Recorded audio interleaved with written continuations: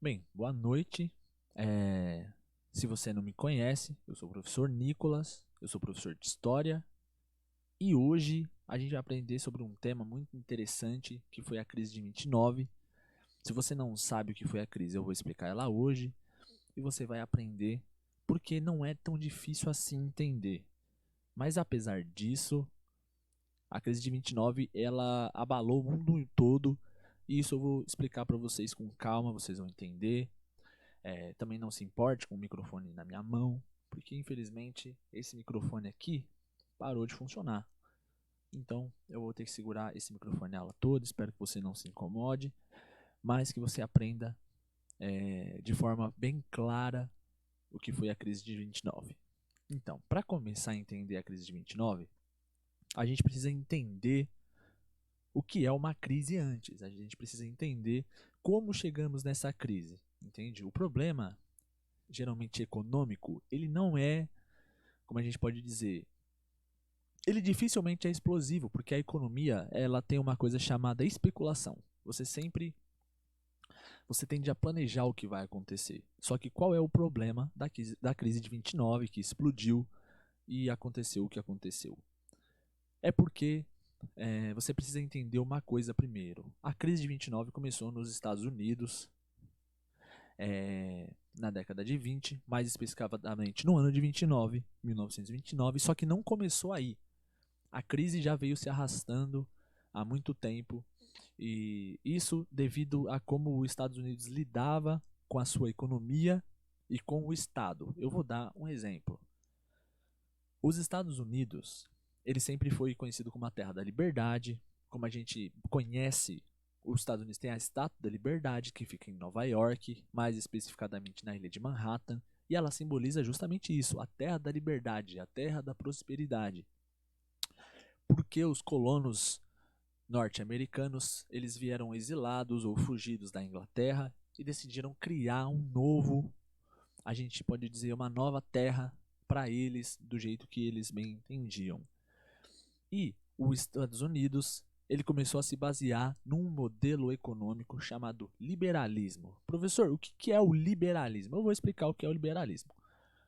O liberalismo é um modelo econômico da qual ele defende a não interferência do Estado na economia. E professor, o que isso significa? Eu vou explicar. O iluminismo, esse é mais um termo que vocês precisam entender. A gente sempre precisa de uma bagagem anterior para entender qualquer fenômeno histórico, ou político ou social. A gente precisa entender, mais uma vez, como eu expliquei a crise de 29, entender o que aconteceu antes para a gente entender o que está acontecendo agora, entende? E o iluminismo foi uma das teorias que influenciaram para a criação do liberalismo. E o que dizia o iluminismo? Que o homem deveria ser regido pela razão, o homem deveria ser autônomo, o homem deveria buscar seu próprio conhecimento, e essas influências acabaram atingindo a economia também. Então, a gente precisa lembrar de vários autores importantes, defensores do liberalismo. O mais importante deles é o Adam Smith. E se você não conhece o Adam Smith, ele é bem importante para você entender o liberalismo econômico. Entre outros também, eu peço perdão por não estar lembrando agora, mas se eu lembrar no decorrer da aula eu vou explicar para vocês direitinho. E professor, você disse que o liberalismo é um modelo econômico da qual o Estado não interfere. Eu vou explicar. É porque os liberalistas, eles acreditam que a economia ela corre melhor quando o Estado não interfere nessa economia. Eu vou dar um exemplo prático na vida real. Vamos supor que você quer abrir uma loja de coxinha. Você quer abrir a loja de coxinha porque você gosta de coxinha e quer vender coxinha. E vamos supor que você seja um empresário liberalista, entende? E aí você tem, vamos dizer, você tem o dono do galpão que você alugou para fazer coxinha. E o dono do galpão é o Estado. Você não quer que o cara, dono do galpão, fique dizendo para você por quanto que você tem que vender a sua coxinha e quanto é a parte que você tem que dar para ele de volta, não é verdade? Porque você quer o seu dinheiro, é o seu negócio, você já paga pelo galpão, você não quer ninguém pedindo o dinheiro dele. Então, isso é o que os liberalistas falam, tá bom? Não tenho nada a ver com isso, não estou defendendo ou atacando nenhum dos lados. é mais ou menos com o Estado, entendeu? O Estado está interferindo. O que é o Estado interferir na economia? É ele ditar por quanto que você vai vender, é ele ditar quanto que vai ser o imposto, qual é a parte que você tem que devolver para o governo, o que você tem que. Entendeu? Os liberalistas são contra isso. Eles acreditam que a economia flui melhor quando o Estado permite que você dite as regras do próprio mercado. O mercado dita as regras do próprio mercado. Eu vou explicar isso. Existe um termo chamado mão invisível. Isso quer dizer o quê? Que o Estado não, que a economia se autorregula, entende? Você vende a coxinha e aí isso vai influenciar no valor que você compra os materiais para fazer a coxinha, o leite, a farinha, o frango para você fazer o recheio e entre outras coisas, se você coloca mais coisas.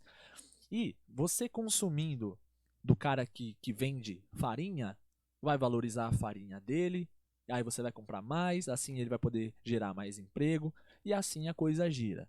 Os liberalistas defendem que quando o Estado interfere, o Estado atrapalha nesse processo econômico chamado liberalismo. As pessoas perdem dinheiro, precisam vender mais caro, porque tem que pagar imposto, e eles precisam do lucro.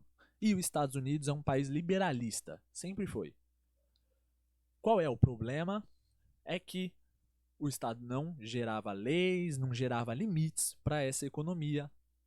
Eu vou dar um exemplo do que acontecia. Como o Estado não interferia de forma, o Estado norte-americano não interferia de forma alguma na economia. Não interferia de forma alguma na economia. E isso eu vou explicar depois, vocês vão entender. Então, os empresários, os donos das indústrias que ditavam como a economia ia funcionar. E porque o Estado não pedia nada, ele não pedia, por exemplo, balanço da empresa, não dava para saber quanto estava gastando, não dava para saber quanto que estava recebendo, porque como não tinha fiscalização do Estado, ninguém fazia nada, entende? Porque o Estado não ia interferir, cada um sabia da situação da própria empresa e é assim que funcionava os Estados Unidos. Os Estados Unidos, então, é um país liberalista, é assim que funcionava. E a mão invisível, só para explicar mais uma vez, ela é baseada num negócio chamado oferta e demanda, oferta e procura, depende de como você vai achar pela internet, depende de como você vai achar na sua pesquisa, caso você for estudar fora dessa aula também. O que é a oferta e procura, oferta e demanda? Como é que o mercado se autorregula? Foi o que eu expliquei para você. Tem muita gente, vamos supor que você tem uma loja de coxinha e você quer vender coxinha. E tem alguém que quer comprar coxinha. Então, isso é oferta e demanda. Que tem alguém que quer comprar e tem alguém que tem que vender. E assim o mercado gira, porque o cara que compra coxinha, ele vai comprar sua coxinha, logo você vai ter dinheiro, vai ter lucro para fazer mais coxinha e outras pessoas vão comprar mais coxinha e assim todo mundo fica satisfeito. A pessoa que quer comprar coxinha compra a sua coxinha e fica satisfeita com ela, você fica satisfeito porque está lucrando e assim consegue aumentar o seu negócio, assim valoriza a indústria gera empregos e os empregos geram pessoas que compram produtos. É assim que funciona o liberalismo, é assim que funciona a mão invisível. A mão invisível é um processo cíclico, automático, que valoriza tudo, o trabalho de todo mundo. É isso que os Estados Unidos baseia a sua economia. E a gente está caminhando para o século XX, para 1919. Eu falei que tem um histórico. Eu acabei de explicar para você como funciona o liberalismo no geral, não é o liberalismo dos Estados Unidos. Qualquer país liberalista segue esse princípio de não interferência do Estado, acredita na mão invisível, entre outras coisas referentes ao liberalismo. E, como a gente ainda não está no século XX, a gente está no século XIX, porque eu estou explicando o que está acontecendo, a gente percebe que o século XIX é o auge do liberalismo norte-americano. O que isso quer dizer, professor? Eu vou dar alguns exemplos. É no século XIX que começam a fazer as ferrovias nos Estados Unidos, muitas ferrovias. Os Estados Unidos foi o país que mais cresceu em ferrovia no mundo inteiro no século XIX. E houve uma guerra industrial no século XIX só por causa de trem. E isso é só o trem.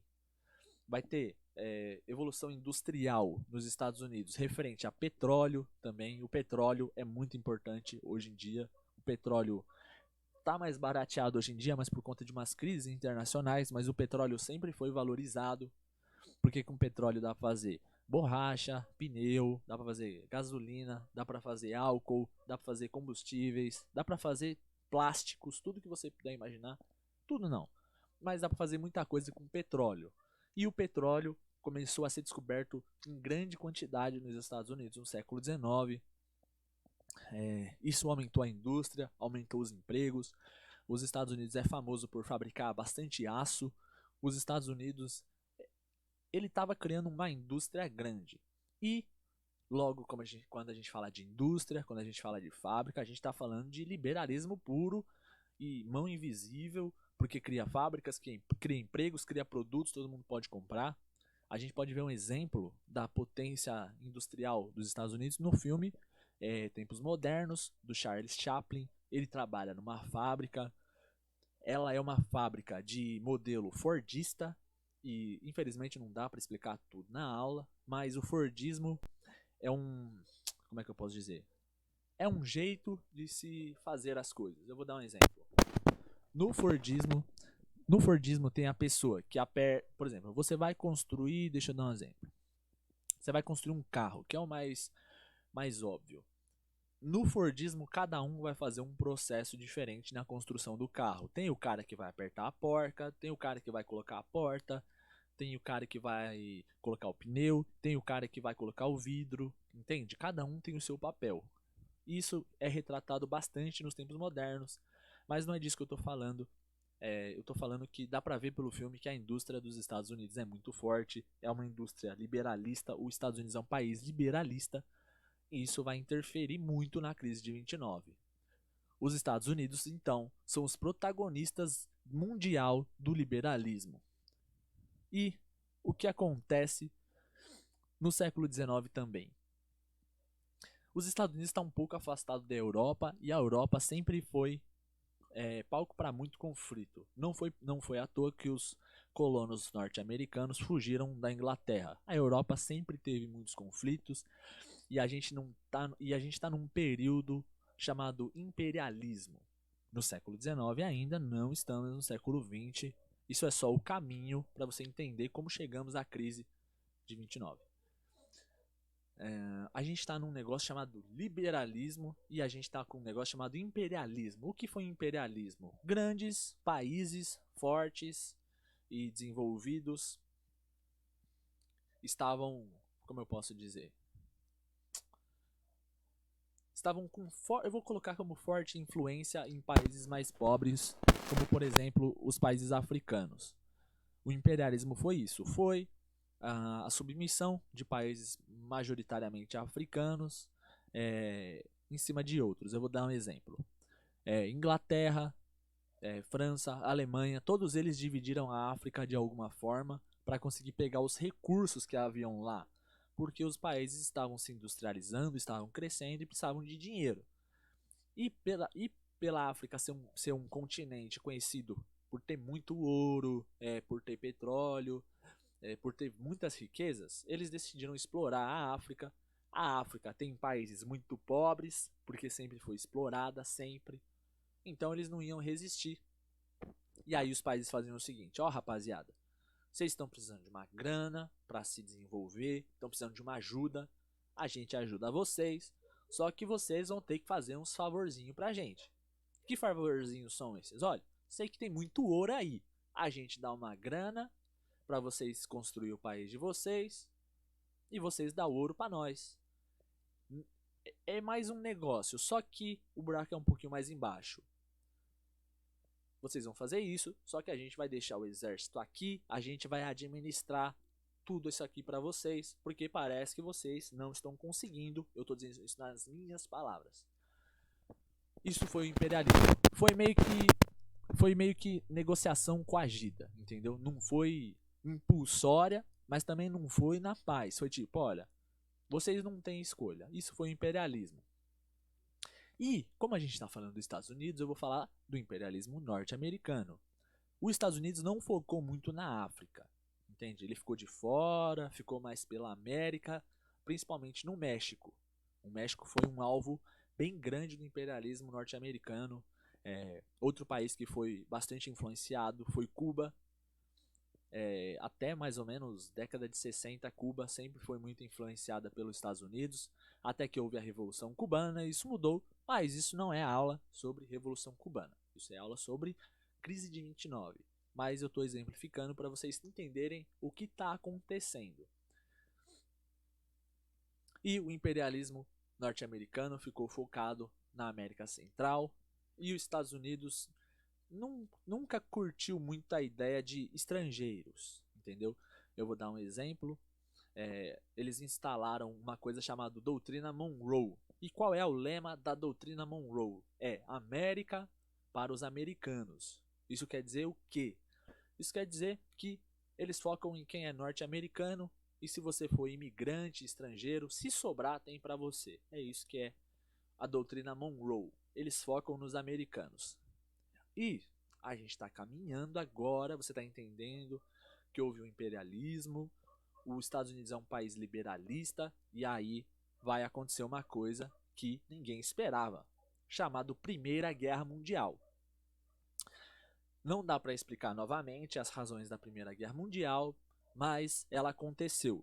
E foi uma guerra travada entre os países da Europa, França, Alemanha e Áustria. Alguns dos outros países se envolveram? Sim, para dar um apoio, como a Alemanha. A Alemanha veio em favor da Áustria. E os Estados Unidos? Os Estados Unidos se envolveu? Não. Não diretamente. Eu vou explicar isso para vocês.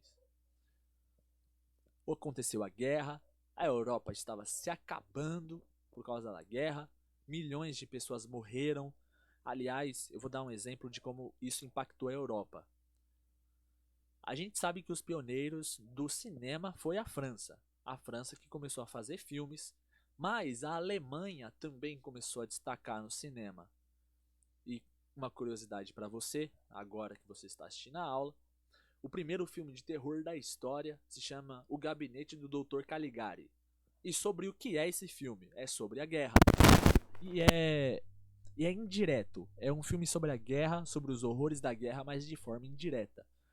Só pra falar por cima, eles querem dizer com o filme que tá todo mundo ficando louco, que tá todo mundo morrendo, e que daqui a pouco vai todo mundo fingir que nada aconteceu. E a guerra estava acontecendo, estavam se acabando, e como eu falei, os Estados Unidos estavam interferindo de forma indireta. Professor, como isso aconteceu? Eu vou explicar como isso aconteceu. Os Estados Unidos estava fazendo empréstimos para os países europeus. Eles estavam emprestando dinheiro para eles conseguirem se manter na guerra até a guerra acabar. Foi isso que aconteceu. E isso foi um dos fatores que cooperou para os Estados Unidos acabar sendo o país mais rico do mundo. Por quê? Porque a Europa é o único lugar do mundo que Perdão. Os Estados Unidos é o único país no mundo que tinha uma certa condição. A Europa era o único continente no mundo que tinha uma certa condição de competir com os Estados Unidos na corrida econômica. Só que eles estavam em guerra, estavam se acabando, gastando dinheiro com a guerra, enquanto os Estados Unidos só emprestava dinheiro a juros altos e a limites, vou dizer, sem limites, entende? Eles não têm prazo para pagar os empréstimos.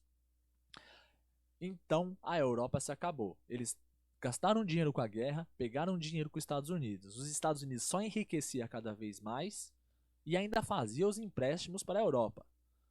O que isso fez com os Estados Unidos? Fez ele ficar mais rico ainda. Justamente porque os outros eram ricos, mas ficaram pobres. Os Estados Unidos era rico e está ficando mais rico. Os Estados Unidos se torna a potência econômica número 1 do mundo por causa da guerra que aconteceu na Europa.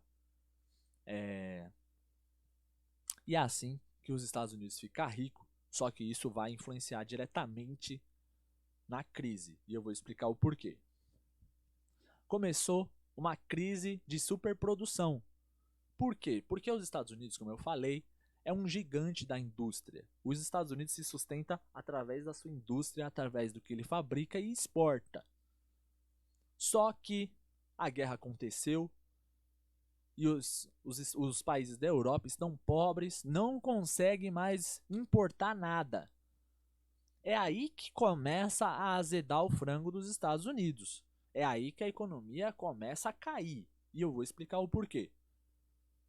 Porque eles são ricos, eles fabricam bastante, tem muito emprego, as pessoas consomem. Só que a guerra aconteceu, a Europa quebrou e ninguém vai comprar mais nada dos Estados Unidos. E o mercado interno dos Estados Unidos sozinho não tem capacidade para consumir tudo que ele fabrica, não tem capacidade para segurar a própria economia. Isso quer dizer o quê? Eu vou explicar o que isso quer dizer. Existe uma coisa chamada inflação na economia. E a inflação, ela existe em todos os países. Não, a inflação é ruim, devia ter inflação zero. Não existe inflação zero. A inflação sempre vai ter algum valor, porque é para valorizar o produto. Inflação demais atrapalha, porque o produto fica caro. Você vai comprar o pão, que é 10 centavos, aí você vai no mercado, ele é R$1. Isso é inflação alta. Mas, vamos supor que o preço do pão é 10 centavos e tem um pouco de inflação, e aí o pão fica 20 centavos. Isso é bom, porque assim o cara que faz pão lucra. E aí, para fazer pão, ele tem que contratar alguém para trabalhar. É isso. Isso ajuda. Só que inflação demais atrapalha. E o preço dos produtos está alto demais para a Europa poder consumir. Porque eles estão pobres, então já vão parar de comprar. E o que começou a acontecer? Começou a acontecer uma coisa chamada deflação. A deflação, ela é perigosa. A deflação tem que ser zero. Por quê? Porque a deflação é uma desvalorização dos produtos. E aí você já parou para pensar, já parou para perceber que ninguém está comprando, o produto está desvalorizando e isso vai criar um ciclo vicioso. Eu vou explicar o que é o ciclo vicioso. Já estamos na crise, se você não percebeu ainda. Só que, como eu falei, os Estados Unidos é um país liberal e não deixa o Estado interferir na economia. E por causa disso, não tem imposto de renda, não tem imposto de nada, não tem que comprovar nada no governo, não precisa fazer balancete, não tem que fazer documentação. Os Estados Unidos está em crise e não sabe ainda. Como eu falei, existe uma coisa na economia chamada especulação. E, segundo os cálculos da Bolsa de Valores, segundo os cálculos dos acionistas, dos empresários, está indo tudo muito bem, os valores estão crescendo das empresas, estão ficando mais ricos, só que a realidade é que eles não estão. Eles estão especulando que estão enriquecendo e não estão, porque a Europa já parou de importar. As pessoas já não conseguem mais. Vou dar um exemplo de como isso afeta os Estados Unidos. O cara tem uma fábrica com 2 máquinas. E em cada máquina trabalha uma pessoa. Se a Europa para de importar, ele não precisa mais fabricar tanto. Então ele vai ter que demitir um, porque ele não vai usar as 2 máquinas mais. Esse um que foi demitido já é uma pessoa que não vai comprar produto. E aí que começa a azedar o frango. Só que como os empresários e acionistas não faz balancete para comprovar nada, para ver como está a situação e fazer os cálculos de nada para o governo, porque o governo não cobra, eles não sabem que estão caindo num buraco. Começa a acontecer o quê? Pouco consumo, pouca exportação. E como eles acham que está valorizando o governo não, a economia e a empresa, e eles não sabem que não está, eles estão fabricando demais, pessoas não estão comprando, e o que acontece? O preço começa a baixar das coisas, já começa a desvalorizar o produto que eles estão vendendo. Como está fazendo demais e estão comprando de menos, eles estão demitindo as pessoas que demitem não compram, como eles não compram, a produção abaixa, como a produção abaixa, demite um funcionário, e aí esse funcionário não vai comprar, e aí, por consequência, não vai precisar mais produzir. Você percebeu que é um ciclo vicioso, e é um ciclo que os Estados Unidos não estava percebendo que estava acontecendo. O que aconteceu? Eu vou explicar o que aconteceu. Quando os Estados Unidos se deu conta de que isso estava acontecendo, já era tarde demais. Foi um momento chamado Quinta-feira Negra. Porque foi um dia que os Estados Unidos falou: rapaziada, vamos dar uma verificada? Ver como é que tá a realidade das coisas? E eles viram que o quê? Que eles achavam que estava valorizado, mas estava desvalorizado. Porque eles estavam produzindo muito, ninguém comprava, ninguém importava, não estava vendendo para fora. E aí eles falaram: pô, a gente tá cheio de estoque porque a gente achou que estava indo bem, mas não vendeu nada porque a Europa quebrou e ninguém compra. Então vai acontecer aquilo que eu chamo de deflação. O preço das coisas vai abaixar porque precisa vender, mas ninguém vai comprar. E aí as pessoas vão ser demitidas e ninguém vai conseguir comprar mesmo assim.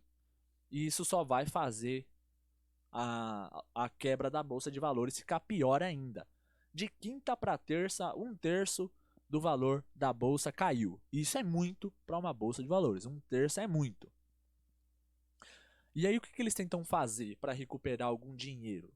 Eles querem vender as próprias ações rápido. E aí eles vão vendendo as ações a cada vez um preço mais baixo para ver se vendia e ganhava algum dinheiro para se segurar. Mas ninguém tem dinheiro mais. Por quê? Porque eles não perceberam que ninguém tinha dinheiro, nenhum acionista tinha dinheiro. E aí o preço de tudo despenca, muitas demissões, com as demissões ninguém compra para dar um giro na economia, e a Europa está pior ainda.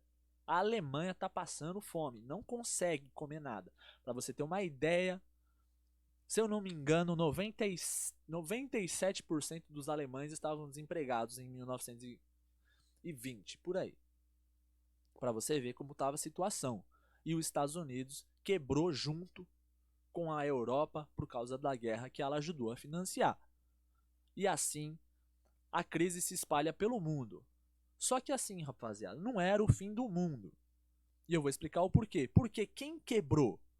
Quem quebrou não foi o Estado, porque o Estado tem dinheiro. Quem quebrou foi os acionistas. Os acionistas que eram responsáveis pela economia fez os Estados Unidos quebrar. O Estado tem dinheiro, o Estado falou: rapaziada, vocês vão decidir agora se vocês querem que a gente ajude de verdade ou quer que o liberalismo se autorregule aí com a mão invisível até vocês melhorar de condição. E aí o presidente Roosevelt, antes era o Hoover, eu acho que era Hoover, não lembro o nome, perdão.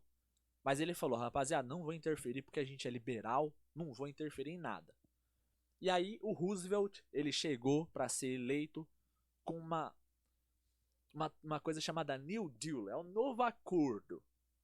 Vamos continuar liberalistas? Vamos, mas tem algumas condições, porque se não for desse jeito, não vai funcionar nessa economia. Vamos ter que interferir de alguma forma. O Estado vai ter que fazer alguma coisa, senão vocês não vão conseguir se ajudar sozinhos.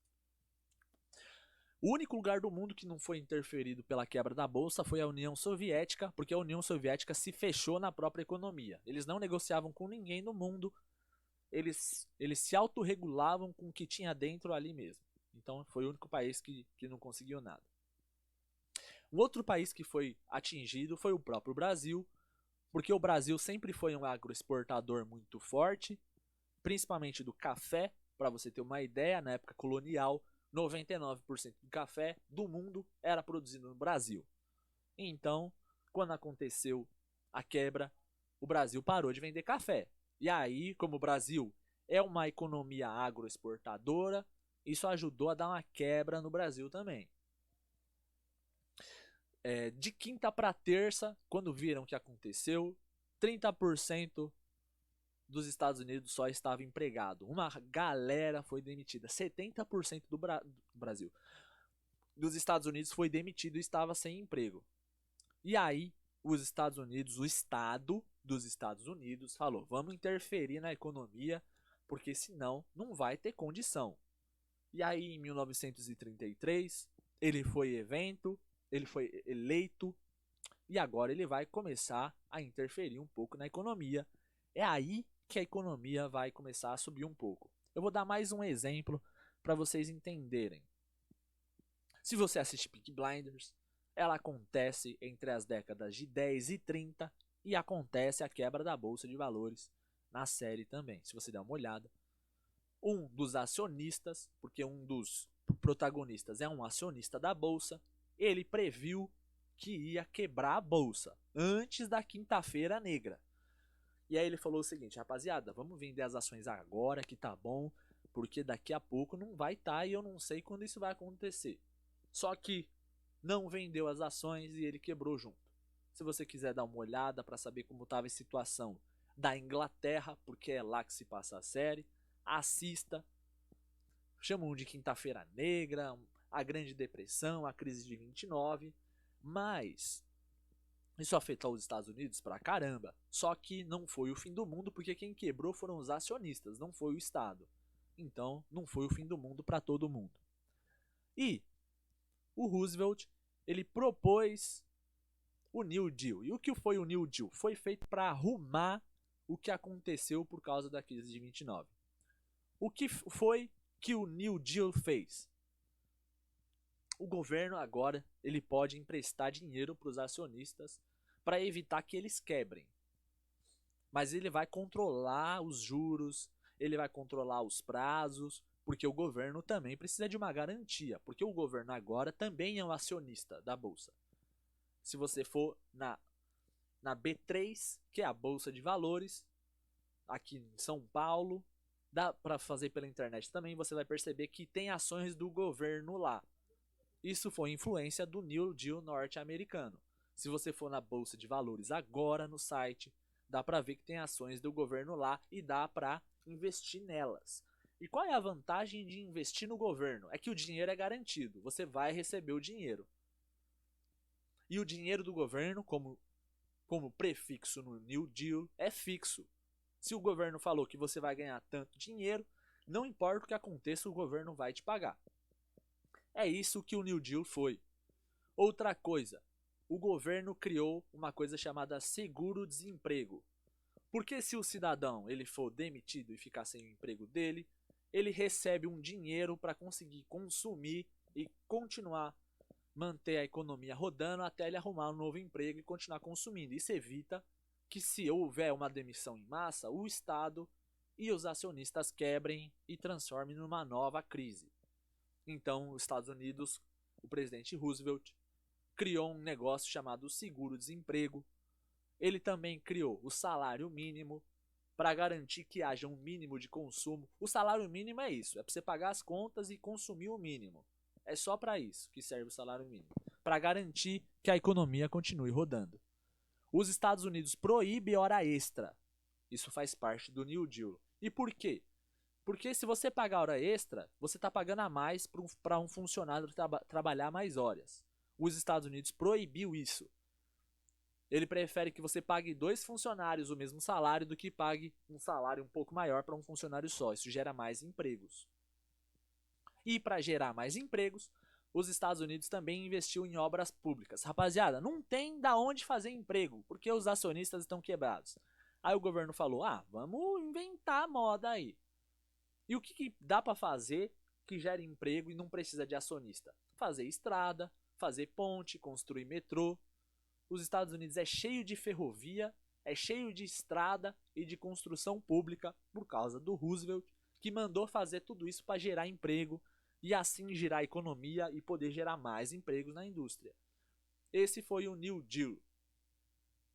E com o New Deal a gente chega num negócio chamado keynesianismo. Professor, eu não entendi o que é o keynesianismo. Você conhece, só não conhece por esse nome. Chama welfare state. Se eu for traduzir numa linguagem livre, é como se fosse... eu vou colocar como estado bem sucedido. Entendeu? É como... é o grande sonho americano. O sonho americano é consumo. E isso foi criado justamente por causa da crise de 29 e por causa do New Deal do presidente Roosevelt. Quanto mais você consome, mais bem sucedido você é considerado. E para isso, os Estados Unidos tentou garantir, com uma coisa chamada keynesianismo, bons salários para os seus funcionários. Não basta ter salário mínimo, eles perceberam. Porque quando você paga o mínimo, a pessoa primeiro, ela não vive, porque não é o suficiente, ela não consome, ela não faz a economia girar.